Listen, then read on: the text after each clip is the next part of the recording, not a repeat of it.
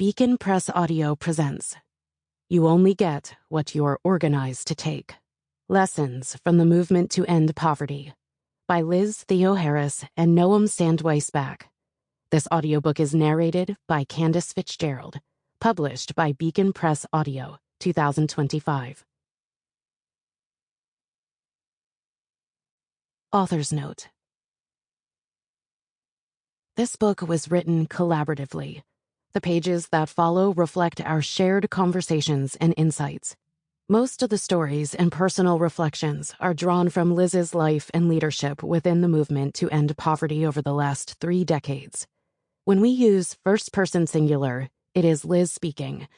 When we use first-person plural, we are referring to both of us, or to larger groups of people depending on the context. Introduction. I lost the van seats. Wiping the sleeplessness from my eyes, I blurted these words out to my boss at the community service office, where I would work as a student all 4 years of college. He wasn't happy. It was the late spring of my sophomore year, 1996, and the sun had just begun to peek over the horizon. We were waiting to board an early morning bus bound for Washington, D.C. My boss and I had organized a group of students to travel south from Philadelphia for a rally to protest the passage of welfare reform, which threatened the lives of millions of children and their families. An unholy marriage of neoliberal politicians and Christian extremists had gained power on the national scene, exemplified by Newt Gingrich's 1994 Contract with America, a highly influential Republican legislative agenda, and Ralph Reed's similarly titled 1995 book, Contract with the American Family. Reed, who is still a leading figure on the Christian right, used his book to lay out an agenda that, like Gingrich's, advocated sweeping cuts to government programs by deploying religious and moralistic language. Democrats were also being drawn into this reactionary moment, though they did so through the more buttoned-up language of personal responsibility and market liberalization. It was the Clinton administration, after all, that ultimately passed welfare reform in the name of right-sizing bloated government, even though the welfare programs they targeted accounted for less than 2% of federal spending as a percentage of GDP.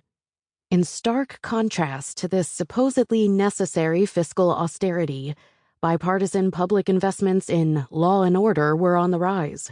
Just 2 years earlier, then-Senator Joe Biden authored the 1994 crime bill, funneling billions of federal dollars into prisons and police departments. In 1996, politicians on both sides of the aisle regularly invoked the boogeyman of big government in order to justify shrinking the social safety net and deregulating key sectors of the market. But although they argued that an economy unshackled from the government would benefit everyone, it mostly just benefited corporate profits and set the country down the path toward the Great Recession a decade later. A new, crueler, and more fragile version of American democracy was taking shape. A year before the rally, I moved from my childhood home in Milwaukee to Philadelphia to study at the University of Pennsylvania. During my freshman year, I began working with the National Union of the Homeless, NUH, a group of unhoused people who were taking over vacant homes across the country. In this book, Noam and I refer to people without housing as unhoused. For years, organized poor people have fought for this descriptor to replace the word homeless, since it helps shift the focus and blame from impoverished individuals to the systems that produce their deprivation. Still, we occasionally use the word homeless, especially when referring to organizing in the 1980s and 1990s. This was how unhoused organizers described themselves at the time, and it was a radical reclamation of language that was used to demean and diminish them. The NUH was known to carry banners that read, "Homeless, not helpless." This reclaiming of identity, from hostile implication to liberatory possibility, was not unique to the NUH. Oppressed people are constantly negotiating and reimagining the language society imposes on them. The NUH was not a charity, a service provider, or a professional advocacy group, but rather a political organization led by and for unhoused people. The roots of the organization reached back to the early 1980s, when people circulating in and out of Philadelphia's patchwork shelter system began organizing themselves into communities of mutual aid and solidarity. In 1983, unhoused leaders including Chris Sproul, Tex Howard, and Franklin Smith founded the Committee for Dignity and Fairness for the Homeless. Within a year, they had recruited over 500 members across the city and were operating out of an autonomously run shelter called Dignity Shelter. By 1986, they had created the Philadelphia-Delaware Valley Union of the Homeless, which aimed to unite poor and unhoused people across lines of difference, like race, gender, sexuality, and religion. By the end of the 1980s, they had gone national, with close to 30,000 members in 25 cities. I was introduced to the NUH on my first day of college. I had arrived for a pre-orientation program, and that night we gathered to learn about grassroots efforts to confront inequality in the city. Among the speakers were Ron Casanova, known as Cass, the vice president of the NUH, and Kathleen Sullivan, a Penn alum and a leader with Empty the Shelters, a national organization of students that partnered with the NUH and other poor people's organizations, including the Philadelphia-based Kensington Welfare Rights Union.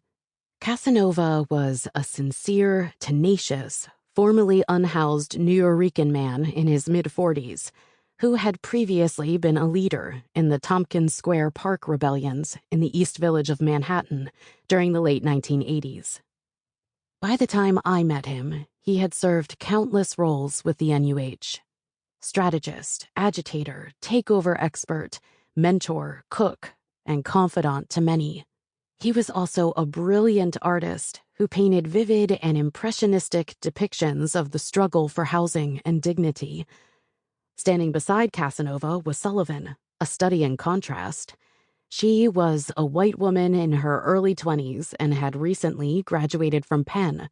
Originally from California, she was introduced to the world of homeless organizing and welfare rights activism when she moved to Philadelphia. During her undergraduate years, she became a leader with Empty the Shelters, founded in response to the limitations of traditional campus-based community service organizations, which often treated poor people with paternalistic pity and offered only to help ameliorate and manage the worst effects of poverty. By the time I met Sullivan, she was deeply connected to many of Philadelphia's poorest residents, comfortably biking across the city between college campuses and unhoused communities.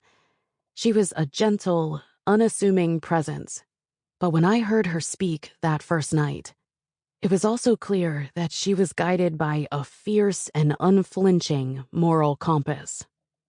Casanova and Sullivan were a revelation.